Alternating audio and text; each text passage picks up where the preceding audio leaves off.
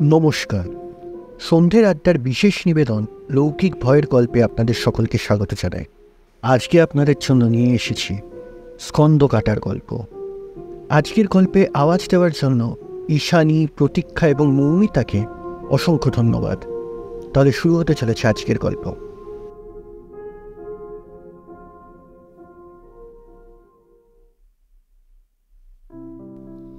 চন্দ্রনীল খুবই নিরীহ ও শান্ত প্রকৃতির, বিশেষ কারোর সাথে ঝামেলায় যায় না। সল্টলেকের একটা ছোট্ট 2 কামরার ফ্ল্যাটে নিজের মা বিভাবতী দেবী আর বউ মধুরিমাকে নিয়ে থাকে। এ তার দ্বিতীয় স্ত্রী। প্রথম স্ত্রী অঙ্কিতার সাথে বিয়ে ভাঙার পর 1 বছরের মধ্যেই মায়ের পছন্দ করা মধুরিমার সাথে বিয়ে করল। এরপর বয়স বাড়ার জন্যই হোক কিংবা জীবনের চাপেই হোক, কেমন যেন একটা স্থিরতা এসে গেল চন্দ্রনীলের মধ্যে। সেক্টর 5-এর নতুন এক অফিসে সিনিয়র পজিশনে ঢুকেছে সে। 9টায় বাড়ির থেকে বেরোয় আর 7টায় বাড়ি ঢোকে। এর মাঝে কোথাও সেরম যাওয়া নেই। শনিবারে কোনো কোনো দিন মা বউকে নিয়ে কোথাও ঘুরতে গেল, আর রবিবার সকালে সবজি বাজার করে পাড়ার মোড়ে নাপিতের কাছ থেকে চুলদাড়ি বানিয়ে আনলো। এইভাবেই তার জীবন চলছিল। অফিসের পরিবেশটা অবশ্য তার জন্য একটু কঠিন। সহকর্মীরা প্রায়শই সিনিয়রদের তোষামোদ করে দ্রুত পদোন্নতি পেয়ে যায়, কিন্তু চন্দ্রনীল কখনোই তেমনটা করতে পারে না বা করতে চায় না। তার ওপর তার নম্র স্বভাবের জন্য তার ওপর বাড়তি কাজ চাপিয়ে দেওয়া হয়। সহকর্মীরা ফাঁকি দিলেও চন্দ্রনীল চুপচাপ সবকিছু মেনে নেয়। দিনের শেষে ক্লান্ত শরীর নিয়ে সে যখন বাড়ি ফেরে, তখন প্রতিদিনই একটা ঘটনা ঘটে। রাস্তার ধারে দাঁড়িয়ে থাকা এক কালো কুকুর তার দিকে তাকিয়ে অদ্ভুতভাবে ঘেউ ঘেউ করে। প্রথমে সে একটু ঘাবড়ে যেত, কিন্তু সময়ের সাথে সাথে এটা যেন একটা রোজকার অভ্যাসে পরিণত হয়েছে। যতই সে এড়িয়ে যেতে চায়, কুকুরটি ঠিকই তাকে লক্ষ্য করে চিৎকার করতে থাকে। ব্যাপারটা নিয়ে সে কখনো সেরম মাথা ঘামায়নি। হয়তো কুকুরটি তাকে অপছন্দ করে, হয়তো কোনো কারণে তাকে দেখে রেগে যায়। সেদিন অফিসে খুব চাপ ছিল। বস তার ওপর প্রচুর কাজ চাপিয়ে দিয়েছিল, আর সহকর্মীরাও নিজেদের সুবিধা মতো কাজ ভাগ করে হালকা হয়ে গিয়েছিল। ক্লান্ত শরীরে বাস থেকে নেমে নিজের বাড়ির গলির দিকে হাঁটা শুরু করল চন্দ্রনীল। আচমকা সেই কালো কুকুরটা আবার সামনে এসে হাজির। আগের চেয়ে আরো জোরে ঘেউ ঘেউ করতে লাগল। চন্দ্রনীল চমকে উঠে দুপা পিছিয়ে এলো, কিন্তু তাল সামলাতে না পেরে পিছনে সজোরে পড়ল সে। মাথার পেছনটা শক্ত কিছুর সাথে ধাক্কা খেল। চারপাশটা কেমন যেন মুহূর্তের মধ্যে ঘুরে গেল। রাস্তার আলো ধীরে ধীরে মিলিয়ে যেতে লাগল। মনে হলো যেন কেউ তাকে খুব দূরে নিয়ে যাচ্ছে। সমস্ত শব্দ, আলো, এমনকি নিজের অস্তিত্ব যেন এক অদ্ভুত অন্ধকারে হারিয়ে গেল। তারপর আর কিছু মনে নেই।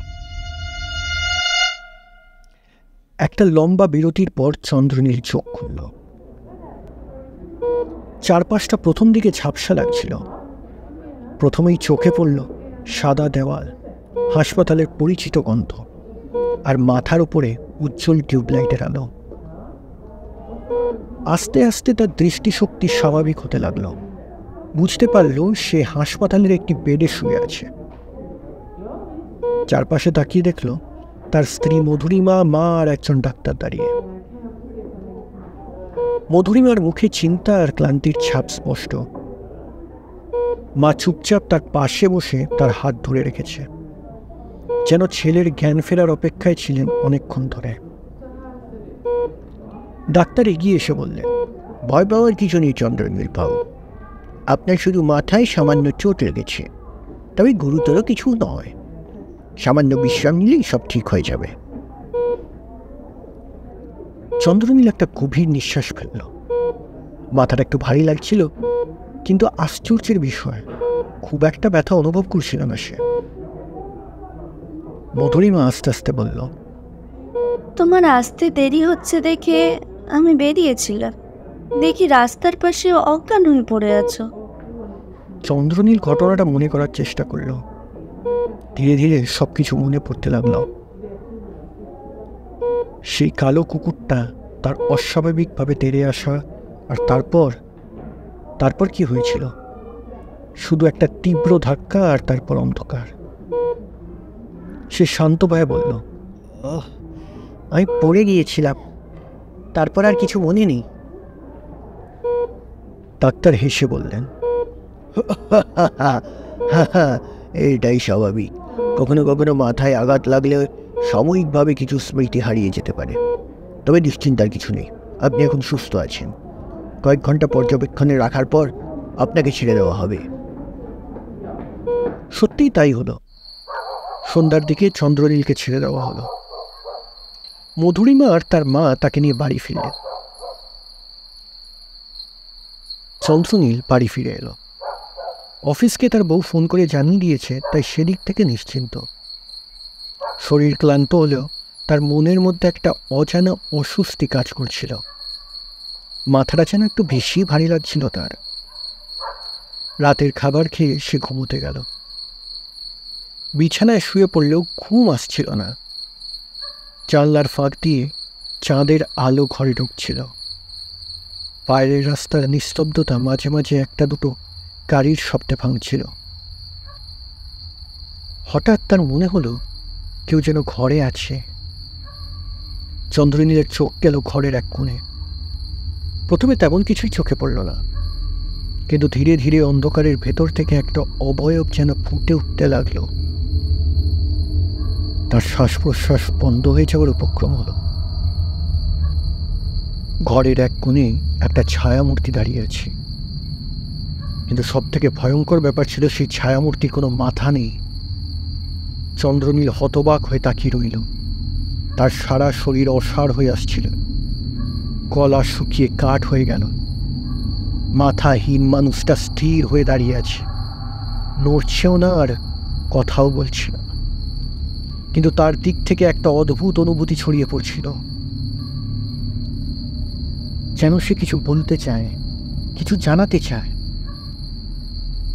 চন্দ্রনীল চিৎকার করতে চাইল, কিন্তু ওর গলা দিয়ে কোনো শব্দ বেরোল না। তার দেহ যেন পাথরের মতো ভারী হয়ে গেছিল। ধীরে ধীরে চোখের সামনে অন্ধকার নেমে এলো।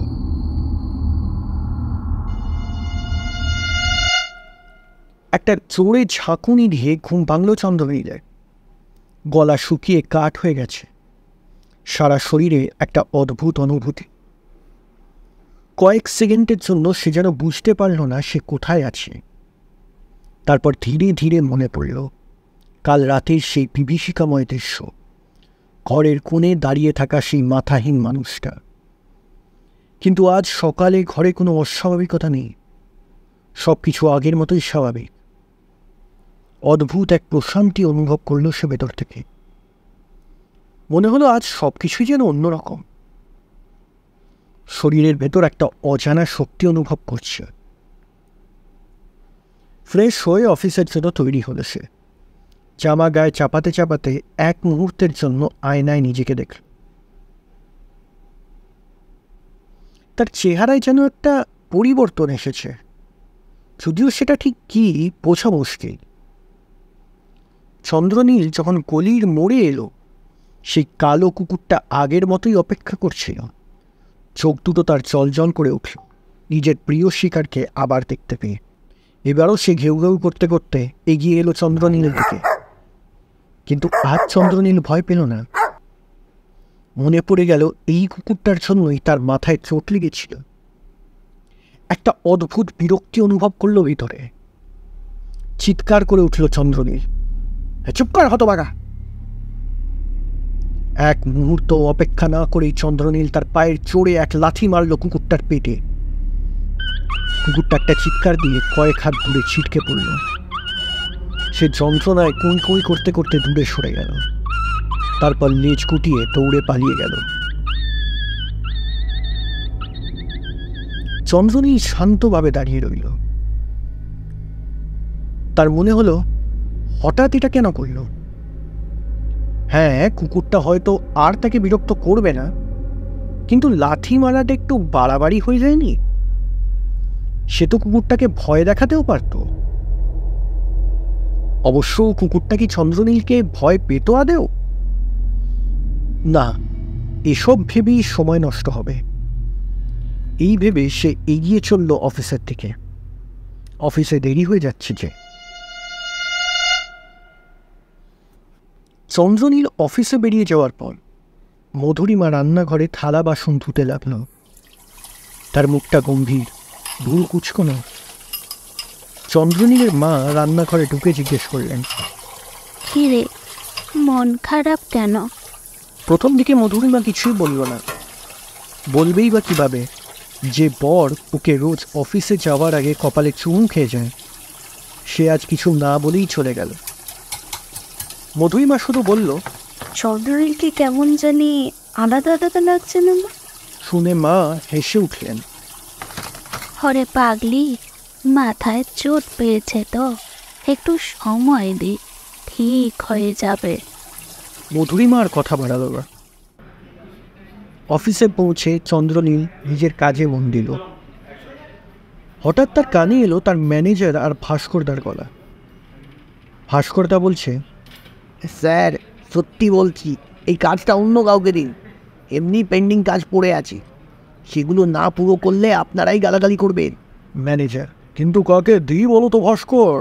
চন্দ্রনীল এগিয়ে গিয়ে বলল, কি ব্যাপার? আসলে আমাদের লজিস্টিক ডিপার্টমেন্টের থেকে কিছু রিপোর্টস লাগতো, মানে সুন্দরভাবে গ্রাফিক্যালভাবে সাজানো হবে এরকম। হ্যাঁ, তো সমস্যা কি হয়েছে? আমাকে দিন, আমি করে দিচ্ছি। 5 মিনিটের কাজ। ভাস্করদার হয়তো কথাটা গায়ে লাগলো। সে হেসে বলল,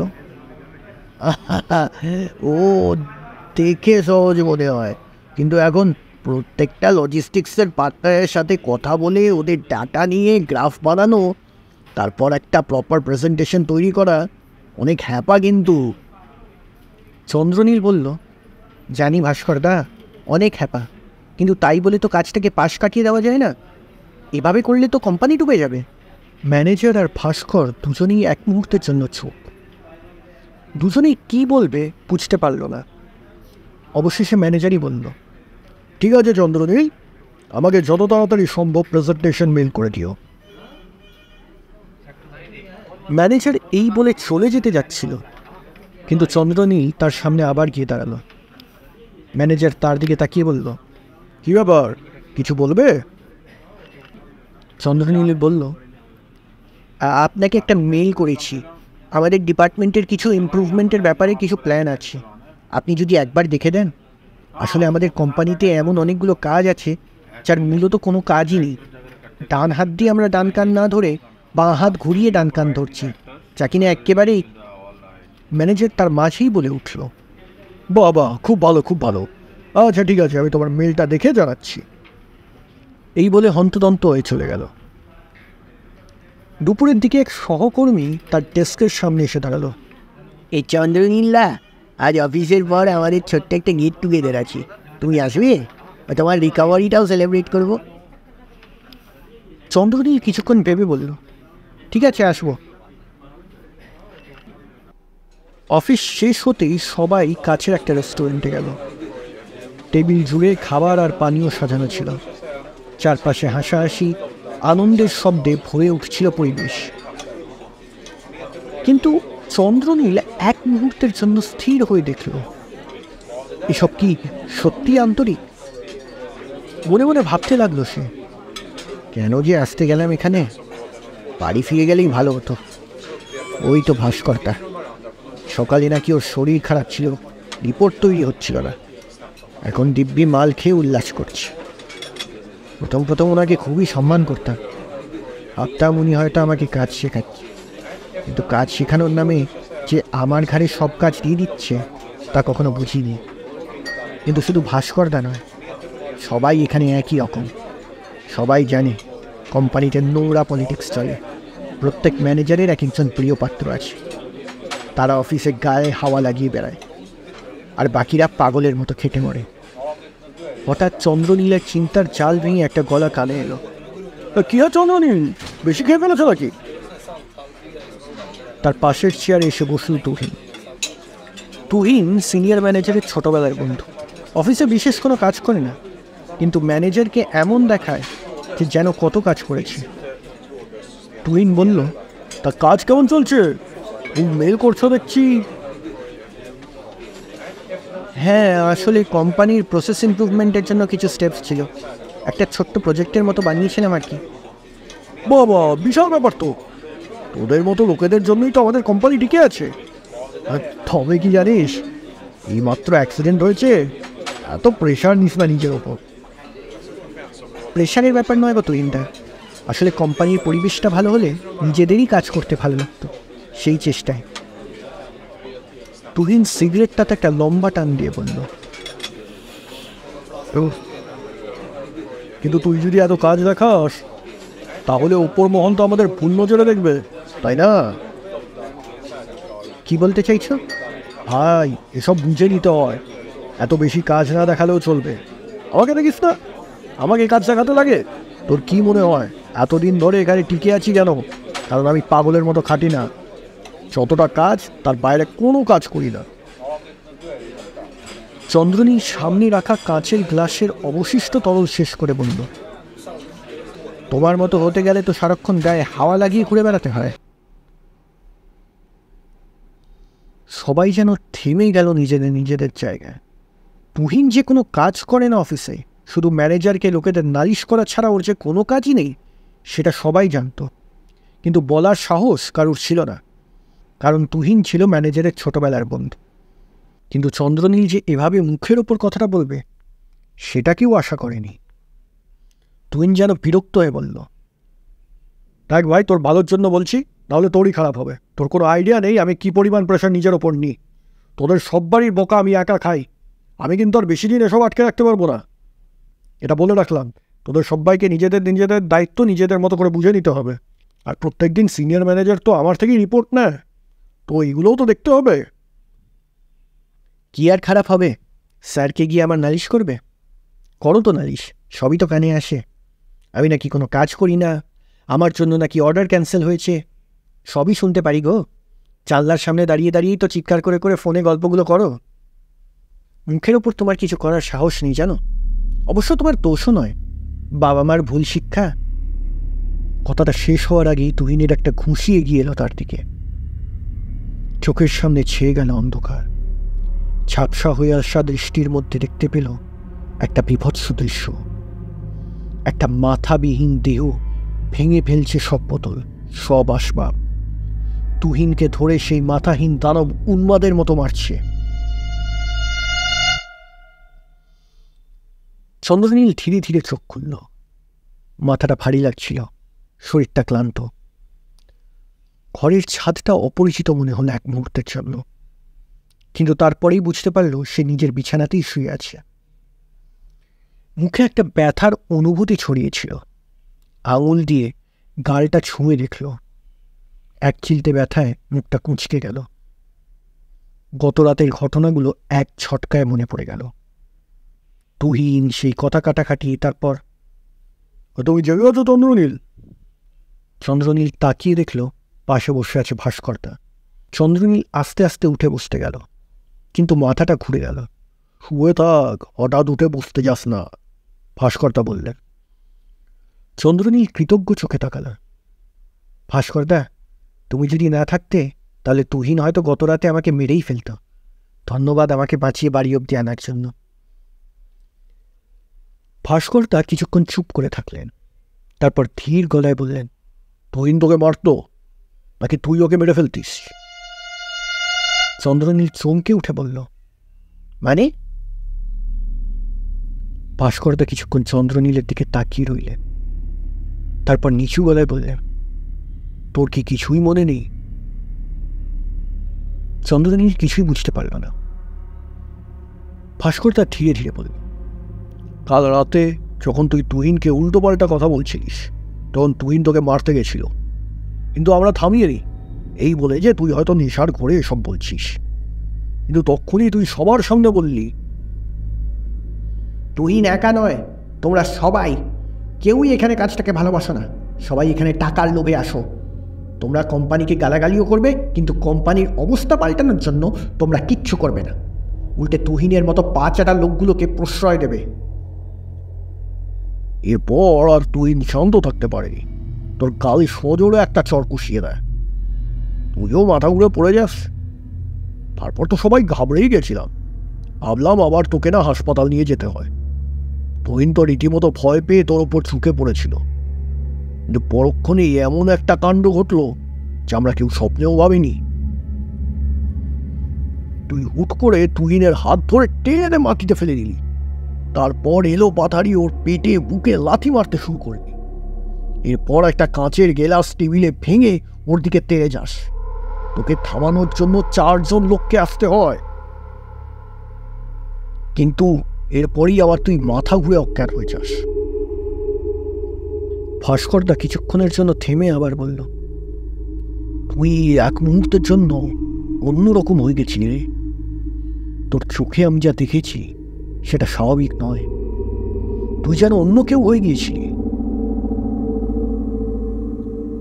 ভাস্করদা আর কিছুক্ষণ বসে চলে গেল।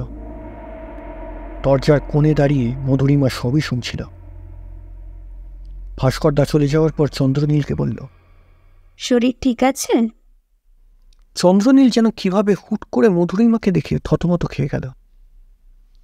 সে নিজেকে সামলে নিয়ে বলল, আরে ঠিকই আছি। তুমি বলো, আজ শাড়িটা তো ভারী সুন্দর পরেছ। মধুরিমা যেন একটু লজ্জা পেল। বলছি, শোনো না, চলো কোথাও থেকে বেরিয়ে আসি, সিটি সেন্টারে যাবে? কিন্তু তোমার তো শরীর ভালো নেই, তাছাড়াও মাও বাড়িতে একা থাকবে। চন্দ্রনীলের মা রান্নাঘর থেকে বলে উঠলেন, না না, আমার চিন্তা করো না মধু, তুমি খোকাকে নিয়ে ঘুরে আসো, ওরও ভালো লাগবে। অগত্যা যেতেই হলো। একটা জামা কাপড়ের ঝাঁ চকচকে দোকানে ঢুকলো তারা সিটি সেন্টারে গিয়ে। মধুরিমা কয়েকটা জামা কাপড় পছন্দ করে ট্রায়াল রুমে গেল। মাথার মধ্যে তার তখন বেজে চলেছে ভাস্করদার বলা কথাগুলো। তুই তো ওকে বেড়েই ফেলতিস, আমরা না থাক। চন্দ্রনীল মনে মনে ভাবতে লাগলো, কি হচ্ছে তার সাথে? এটা কি বছরের পর বছর জমে থাকা রাগ যা ফেটে বেরোচ্ছে, নাকি অন্য কিছু? কেন করলো ওই রকম? অফিসে গিয়ে কিভাবে মুখ দেখাবে ও? সবাই কি ভাবছে এখন ওকে নিয়ে? দুশ্চিন্তার কালো মেঘ যেন ওকে ঘিরে ধরল। হঠাৎ চন্দ্রনীলের মনে আরেকটা চিন্তা এলো। এ কি, মধুরিমার এতক্ষণ লাগছে কেন? এত দেরি করছে কেন? ভেতরে করছেটা কি? মুখে বিরক্তির ভাব ফুটে উঠল। কিছুক্ষণ পর মধুরিমা বেরিয়ে এলো ট্রায়াল রুম থেকে, হাতে এক গাদা জামা কাপড় নিয়ে। এই দুটো নেব, এগুলো ভালো লাগছে। চন্দ্রনীল কোনো কথার উত্তর না দিয়ে মধুরিমার সাথে এগিয়ে গেল কাউন্টারের দিকে। চন্দ্রনীলের মধ্যে বিরক্তি ভাবটা অনুভব করলো মধুরিমা, কিন্তু বুঝতে পারল না কেন। সেদিনের অ্যাক্সিডেন্টের পর ওর স্বামীর মধ্যে কিছু পরিবর্তন এসেছে। সেটা শুধু ও নয়, এখন চন্দ্রনীলের অফিসের লোকেরাও টের পাচ্ছে। মধুরিমা নিজের দুশ্চিন্তা নিজের মনের মধ্যেই চেপে রেখে বলল, চলো সিনেমা দেখবে? হ্যাঁ চলো। মধুরিমা আইনক্সে গিয়ে লাইনে দাঁড়িয়ে টিকিট কাটল। কিছুক্ষণ পরে দুজনে মিলে সিনেমা হলে ঢুকল। দেবের নতুন বাংলা ছবি। দেব চন্দ্রনীলের ছোটবেলার থেকে প্রিয় নায়ক। কোনো সিনেমা এমন নয় যে সে দেখেনি। এমনকি অফিস থেকে ফিরে এই সিনেমার ট্রেলার কম করে 5-6 বার দেখেছে সে। ও আর মধুরিমা দুজনেই এই সিনেমাটাকে দেখবে বলে প্ল্যান করে রেখেছিল। কিন্তু এই কি, ওর ঘুম পাচ্ছে কেন? সিনেমাটা হুট করে এত বোরিং লাগছে কেন? মনে হচ্ছে যেন সিনেমাতে নতুন কিছুই নেই। চন্দ্রনীল বলল, হ্যাঁ গো চলো, বেরিয়ে চলি, এই সিনেমায় আর কিছু দেখার মতো নেই। কিন্তু মধুরিমার মুখের হাসি আর উৎসাহ দেখে বোঝা গেল যে শেষ সিনেমার গল্পে পুরো ডুবে গেছে। 2 ঘন্টা পর অবশেষে সিনেমা শেষ হওয়ার পর একটা ক্যাফেতে ঢুকে খাবার অর্ডার দিল দুজনে। ব্যাপক ছিল বলো সিনেমাটা। চন্দ্রনীল মুখে একটা হাসি এনে শুধু বলল, হ্যাঁ। বিশেষ করে যেখানে হিরো নিজের বান্ধবীকে বাঁচানোর জন্য হেলিকপ্টার নিয়ে আসবে, আমি তো ভাবতেই পারিনি এমন কিছু হবে। হ্যাঁ হ্যাঁ, আর এই যে আইটেম নাম্বারটা ছিল, ব্যাপক লাগছিল বলো মেয়েটাকে। ওরম ফিগার দেখলে তো মেয়েরাও ক্রাশ খাবে। হ্যাঁ ঠিকই তো, কিন্তু মনে মনে চন্দ্রনীল বলল, এমন কি ছিল সিনেমাটায়? আর এরকম কেন লাগছে আমার? কেন মনে হচ্ছে বাড়ি ফিরতে পারলে বাঁচি। শেষ কবে মধুরিমার সাথে বেরিয়েছিলাম, মধুরিমাকে আর ভালো লাগছে না কেন? চন্দ্রনীল উঠে গিয়ে মধুরিমাকে জড়িয়ে ধরল।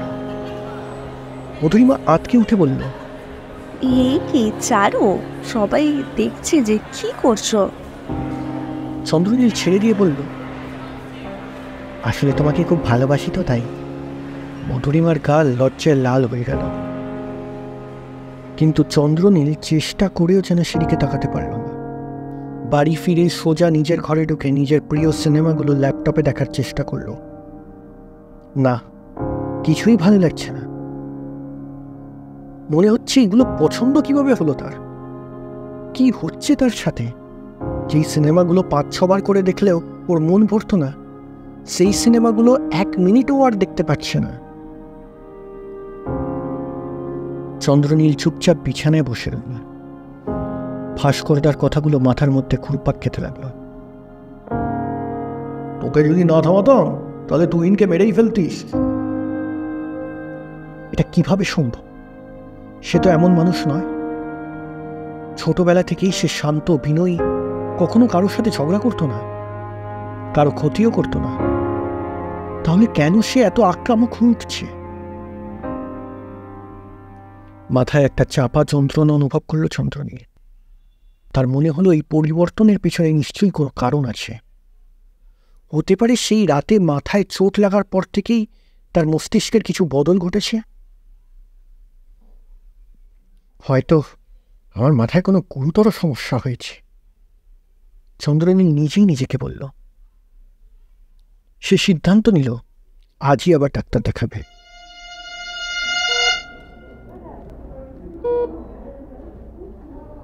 ক্লিনিকে ঢুকে চন্দ্রনীল আগের ডাক্তারকেই পেলেন, যিনি হাসপাতাল থেকে তাকে ছাড়ার সময় পরীক্ষা করেছিলেন।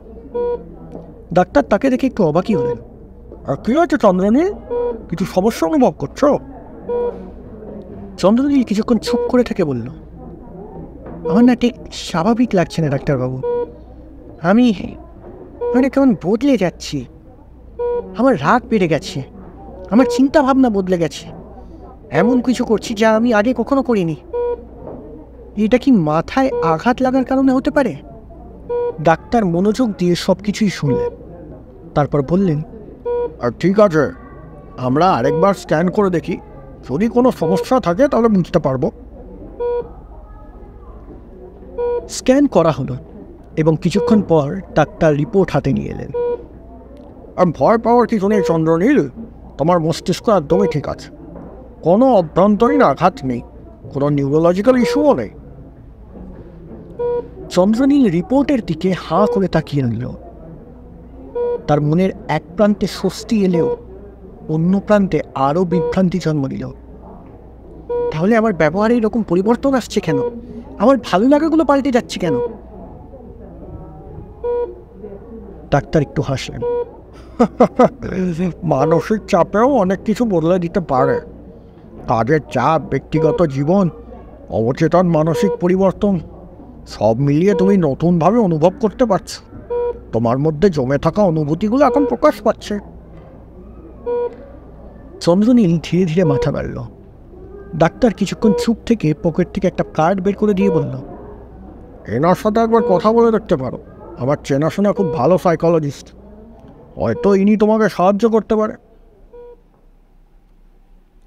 ক্লিনিক থেকে বেরিয়ে রাস্তায় হাঁটছিল চন্দ্রনীল। মাথার মধ্যে অনেক চিন্তা ঘুরছিল। ঠিক তখনই হঠাৎ করে একটা চেনা কণ্ঠস্বর শুনতে পেল। হেই চন্দ্রনীল, এতদিন পরে দেখা। চমকে উঠে তাকিয়ে দেখল অদিতি, তার ছোটবেলার বন্ধু। অদিতি আগে তার পাড়াতেই থাকতো, একসঙ্গে খেলাধুলো করত, পড়াশুনোও করত। স্কুলের পর তারা আলাদা হয়ে যায়, যোগাযোগও কমে গিয়েছিল। চন্দ্রনীল একটু অবাক হয়ে বললি, অদিতি তুই এখানে? অদিতি হাসল। হ্যাঁ রে, নতুন বাড়ি নিয়েছে এই এলাকায়, ভাবিনি তোকে এখানে দেখব। চন্দ্রনীল কিছু বলার আগেই সে লক্ষ্য করল অদিতির চেহারাটা কেমন যেন বদলে গেছে। ছোটবেলার চঞ্চল হালকা পাগলামি করা মেয়েটা এখন একটা আত্মবিশ্বাসী পরিপক্ক নারী হয়ে উঠেছে। তার শরীরের গঠন, চোখের দৃষ্টি, তার চুলের ঢেউ খেলা সবকিছুই হঠাৎ করে খুব স্পষ্ট লাগতে লাগলো চন্দ্রনীলের কাছে।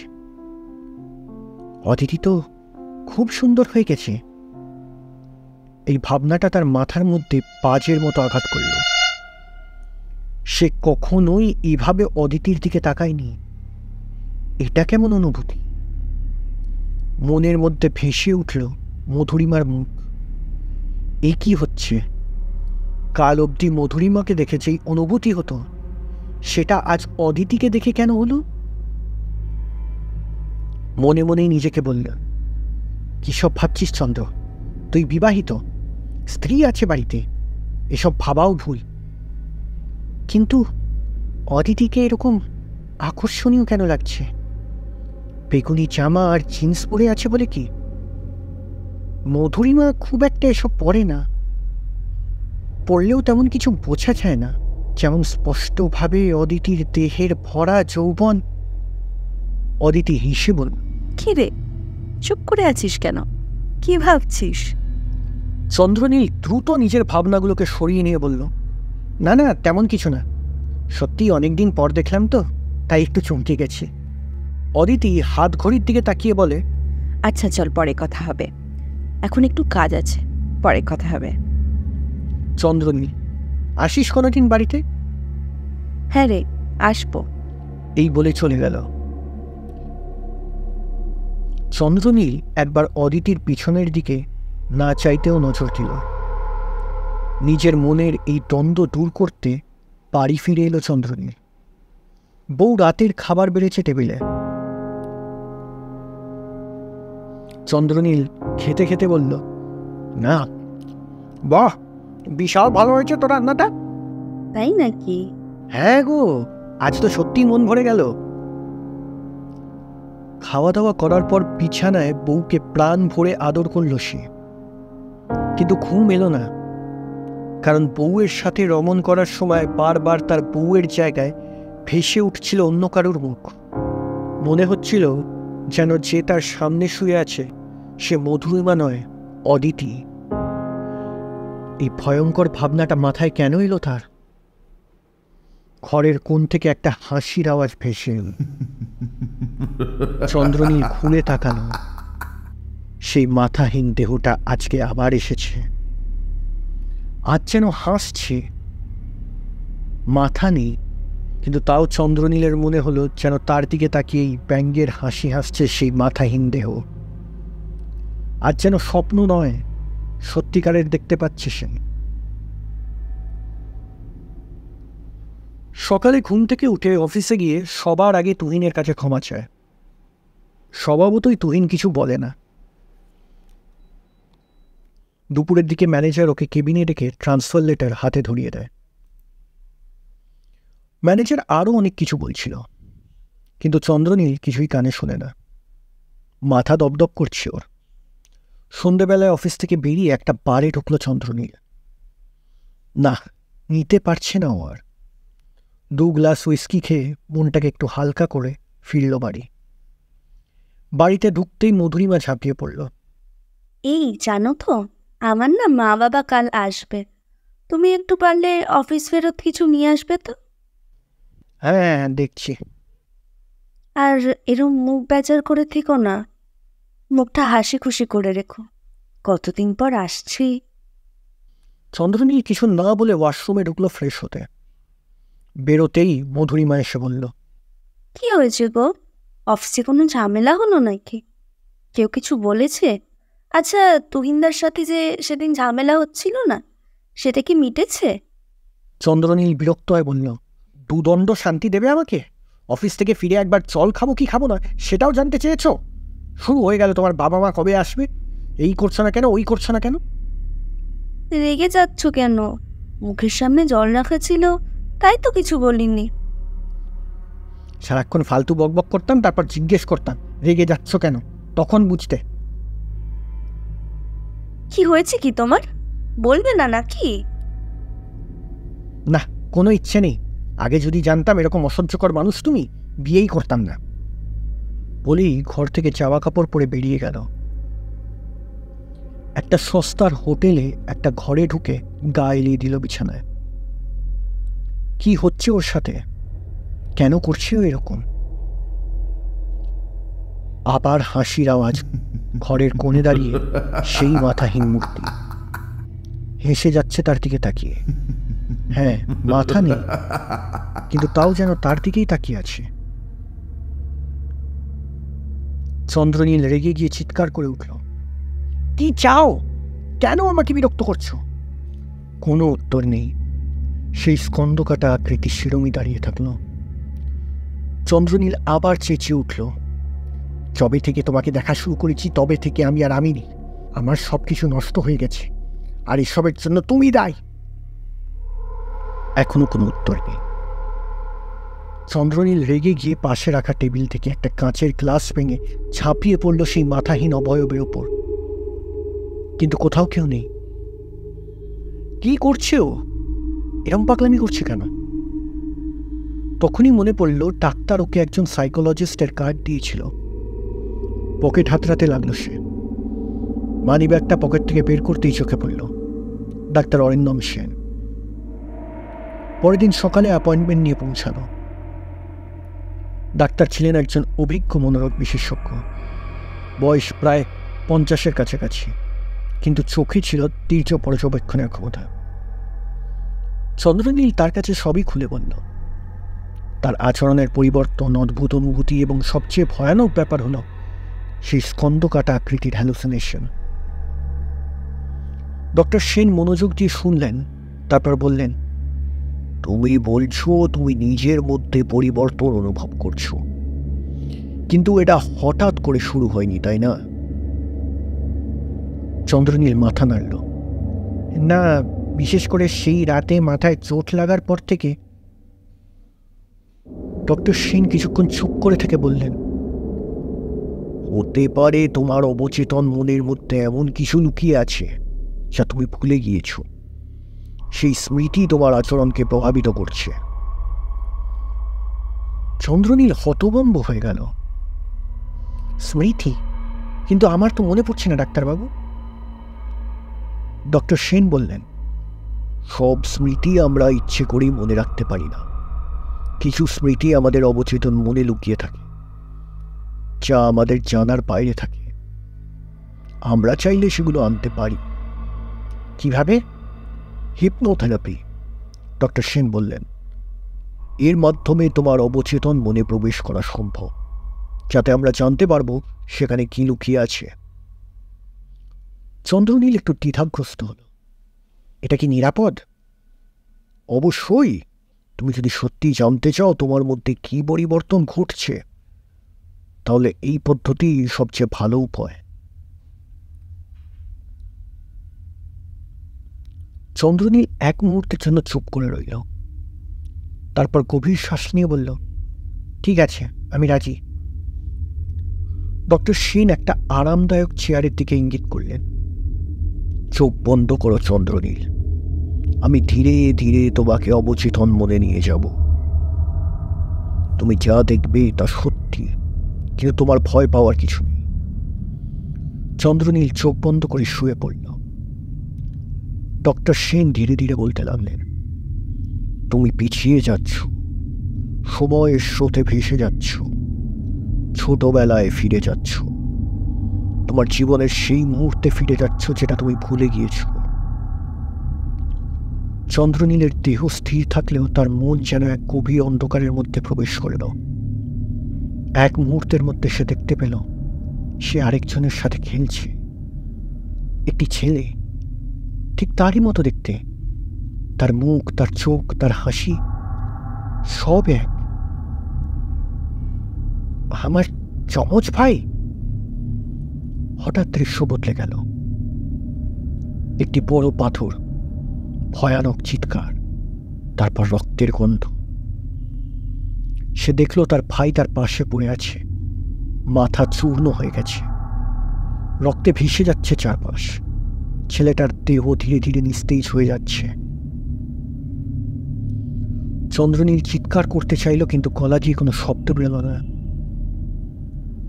তুই বাঁচলি, কিন্তু আমি, একটা ফিসফিসে কণ্ঠস্বর ভেসে এলো। চন্দ্রনীল হঠাৎই বুঝতে পারল তার মধ্যে যে পরিবর্তনগুলো হচ্ছে, সেই রাগ, সেই অদ্ভুত অনুভূতি, এসব আসলে তার ভাইয়েরই ছায়া। তার মৃত ভাই কি কোনোভাবে তার মধ্যে দিয়ে বেঁচে আছে? হঠাৎ করে সে অনুভব করল কেউ যেন তার কাঁধে হাত রাখল। সে চমকে উঠে চোখ খুলল। পুরো শরীর তার ঘামে ভিজে যাচ্ছে। ডক্টর সেন সামনে বসেছিলেন, চোখে মুখে গভীর চিন্তার ছাপ। তুমি কি দেখলে? তিনি ধীর স্বরে জিজ্ঞেস করলেন। চন্দ্রনীল কিছুক্ষণ চুপ করে থেকে অস্পষ্ট গলায় বলল, আমার একটা যমজ ভাই ছিল। ডক্টর সেন মাথা নেড়ে বললেন, হ্যাঁ, এবং সে ভয়ঙ্করভাবে মারা গিয়েছিল। তুমি সেটা তোমার স্মৃতির থেকে মুছে ফেলেছিলে, কিন্তু সেই স্মৃতি তোমার অবচেতন মনে রয়ে গিয়েছিল, এবং এখন সেটাই তোমার আচরণে প্রভাব ফেলছে। চন্দ্রনীল কাঁপা কাঁপা বলায় বলল, আমি কি আমার ভাইয়ের মতো হয়ে যাচ্ছি? ডক্টর সেন একটা গভীর নিঃশ্বাস নিলেন। ক্লিনিক্যালি সেটা অসম্ভব, কারণ মাথার যেই জায়গায় মানুষের চরিত্র নির্ধারণ করে সেই ফ্রন্টাল লোবে তুমি কোনো আঘাত পাওনি। ধরেও যদি নি পড়ে গিয়ে তোমার মাথায় লাগার জন্য তোমার এই চারিত্রিক পরিবর্তন হচ্ছে, তাহলেও মাথার পিছনে চোট লাগলেও মানুষের ব্যালেন্স নড়বড় হয়। পার্সোনালিটি বা ইমোশন পাল্টানোর কথা নয়। আর তাছাড়া তোমার ভাই কেমন ছিল সেটা জানা সম্ভব হলে তাও হতো। তবে হ্যাঁ, মাথায় আঘাত লাগার সঙ্গে আর তোমার মানসিক পরিবর্তনের সাথে এটা কিভাবে জড়িত সেটা ঠিক হলফ করে বলতে পারবো না।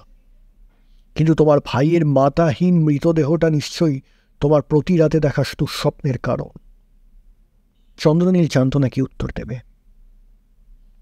সে শুধু জানত তার জীবন আর আগের মতো নেই। হিপনোথেরাপি সেশন শেষ করার পর চন্দ্রনীলের মাথা ঝিমঝিম করছিল।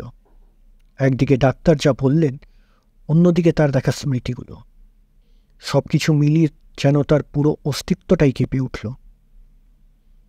একটা যমজ ভাই যার মৃত্যু আমি ভুলে গিয়েছি, এটা কি সত্যি নাকি আবার একটা হ্যালুসিনেশন? চন্দ্রনীল সিদ্ধান্ত নিল তাকে সত্যিটা জানতে হবে। বাড়ি ফিরে চন্দ্রনীল টের পেল কেমন যেন একটা শূন্যতা। দরজা ঠেলে ভেতরে ঢুকতেই দেখল অস্বাভাবিক নিস্তব্ধতা। মধুরিমা? কোনো উত্তর এল না। সে রান্নাঘরে গেল, তারপর শোবার ঘরে। কোথাও নেই মধুরিমা। হঠাৎ ডাইনিং টেবিলের ওপর একটা চিরকুট চোখে পড়ল। আমি বাবার বাড়ি যাচ্ছি। এখন তোমার বাসায় থাকা আমার পক্ষে সম্ভব নয়। তুমি কেমন বদলে গেছো সেটা তুমি নিজেও জানো। আমি ভয় পাচ্ছি চন্দ্রনীল, তোমার জন্য নয়, নিজের জন্য। চন্দ্রনীল কাগজটা শক্ত করে মুঠোয় ধরে ফেলল। সে জানত সে বদলে যাচ্ছে, কিন্তু এতটাই যে মধুরিমা তাকে ছেড়ে চলে যাবে সেটা চন্দ্রনীল জানত না। কিন্তু একটা জিনিস যেটা সে জানত সেটা হলো তার মায়ের কাছ থেকে সত্যিটা বের করা যাবে। মা তখন বারান্দায় বসে ধূপ জ্বালাচ্ছিলেন। চন্দ্রনীল তার পাশে গিয়ে দাঁড়ালেন। মা, আমার একটা যমজ ভাই ছিল, তাই না? তার প্রশ্ন শুনে মা থমকে গেলেন।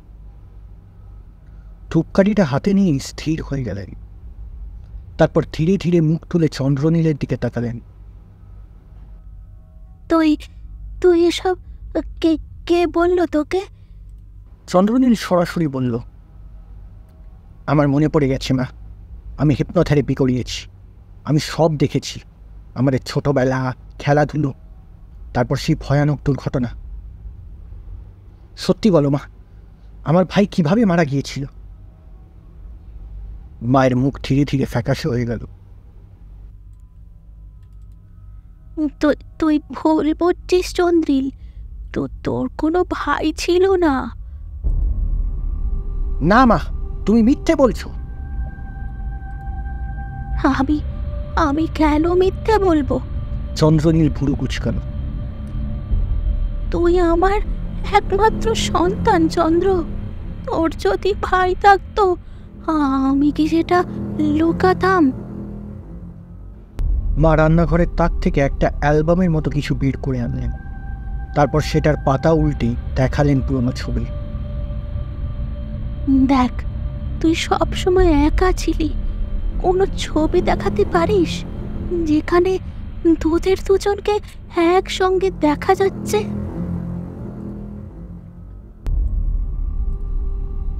চন্দ্রনীল একটার পর একটা ছবি দেখল। সব ছবিতে সে একা দোলনায় বসে আছে, একা জন্মদিনের কেক কাটছে, একা মা বাবার সঙ্গে বেড়াতে গেছে। কোথাও কোনো যমজ ভাইয়ের অস্তিত্ব নেই।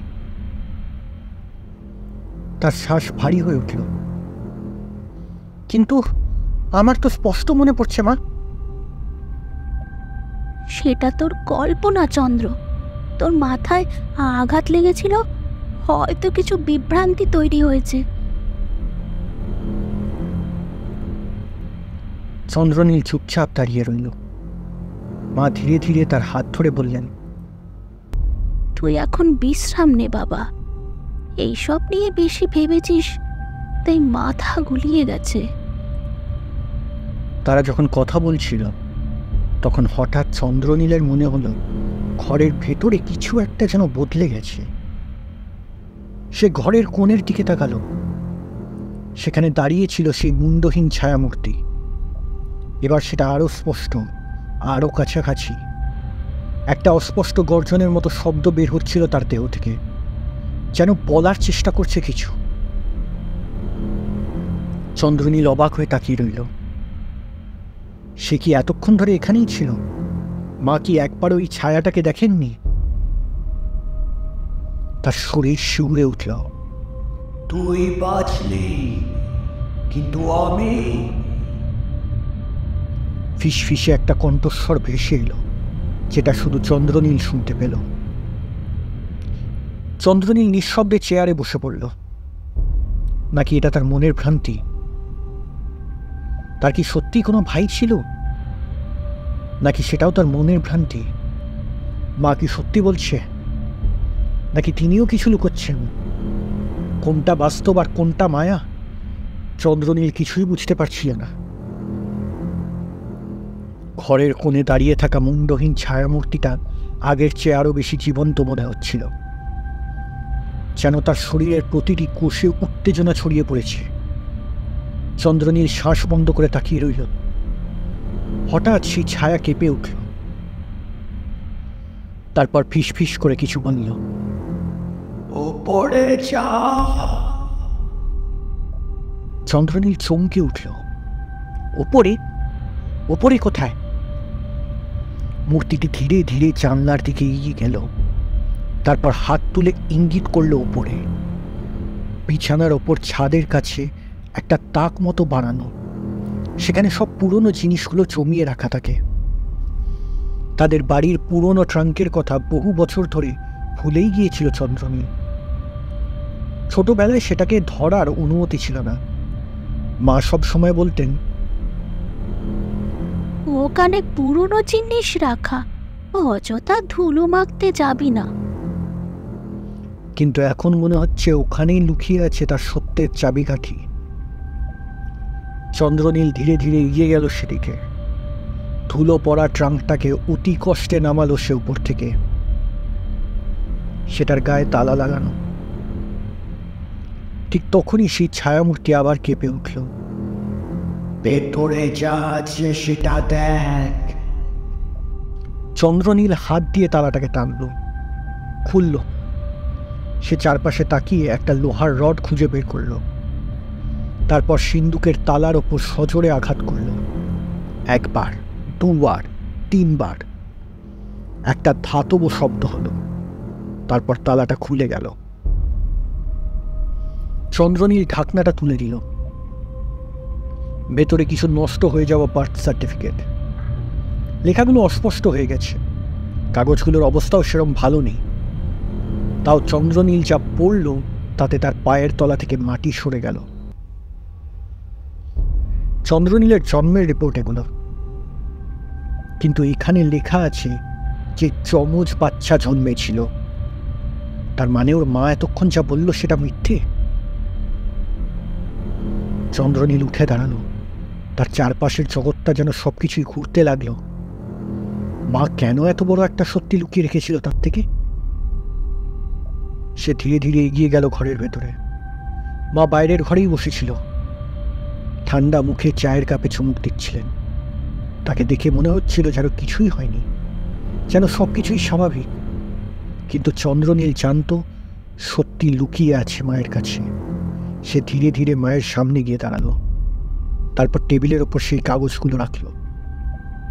এবার বলো মা, সত্যিটা এবার বলো। মা প্রথমে চুপ করে রইলেন, তারপর কাঁপা হাতে একটা কাগজ তুলে নিলেন। তার চোখের দৃষ্টি ধীরে ধীরে ফ্যাকাশে হয়ে গেল। তুই তুই এসব কোথায় পেলি?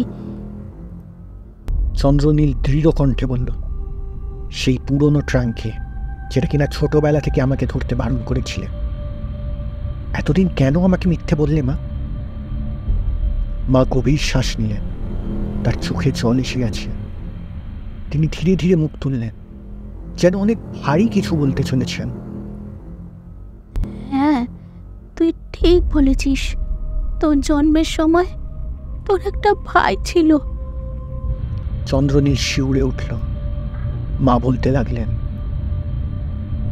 তোদের জন্মটা স্বাভাবিক ছিল না।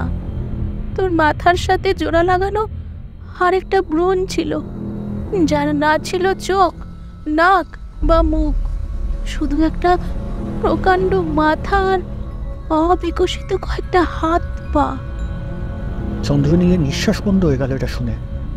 ওই ভ্রূণটার জন্য তোর নিঃশ্বাস প্রশ্বাস আর স্বাভাবিকভাবে নড়াচড়া করার সমস্যা দেখা দিচ্ছিল।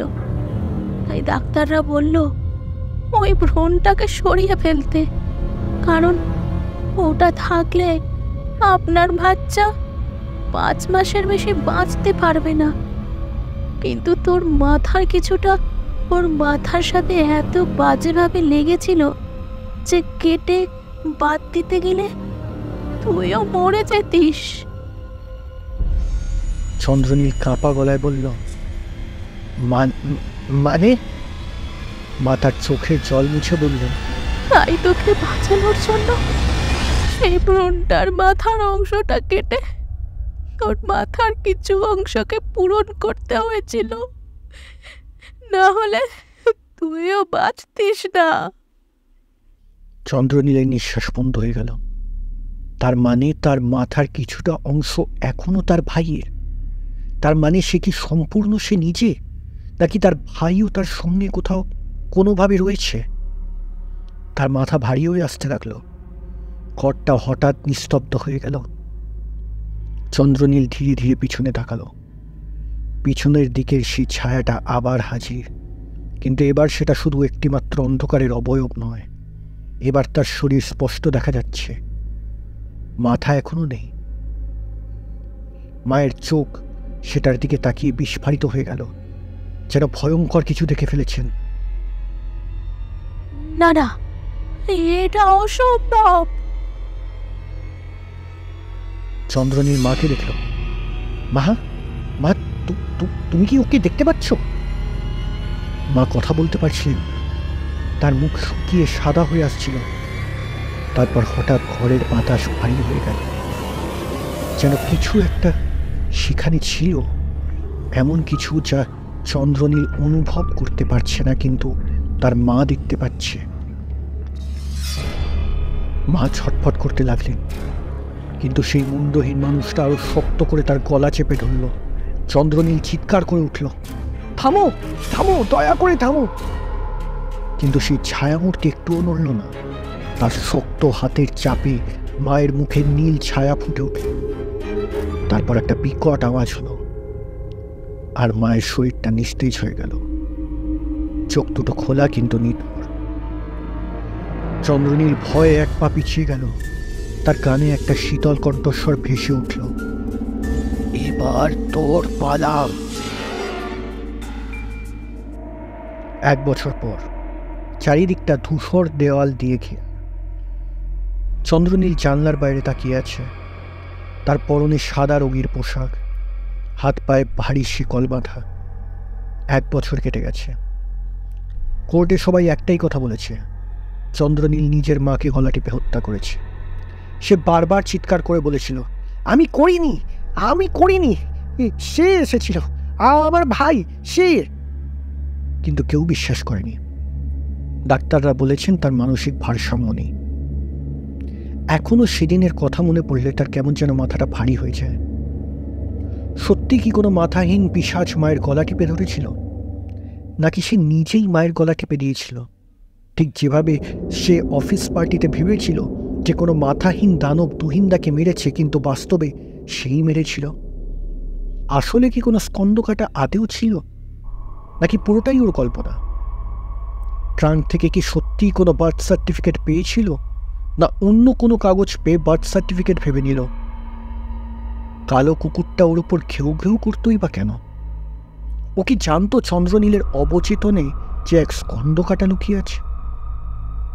আচ্ছা, সব মানুষের ভেতরেই কি এরকম স্কন্দকাটা লুকিয়ে থাকে, যারা অপেক্ষায় থাকে বেরোনোর? আর চন্দ্রনীল তো বাস্তবিকভাবেই স্কন্দকাটা ছিল। নিজের মাথা ঝুঁকিয়ে সব কিছু মেনে নেওয়া, সেটা অফিসেই হোক আর বাড়িতেই। প্রথম বিয়েটা ভেঙে দিল কারণ মা আর বউয়ের ঝগড়ার জন্য। দ্বিতীয় বিয়েও মায়ের ইচ্ছাতে। যেই কাজগুলো সে করেছে সেগুলো করার ওর ইচ্ছে করত, কিন্তু সেই স্কন্দকাটা আসার পরে তো সেগুলো করার সাহস পেয়েছিল। ভেবেই হেসে উঠল চন্দ্রনীল। সেই হাসি প্রতিধ্বনিত হতে থাকলো অ্যাসাইলামের দেওয়ালে।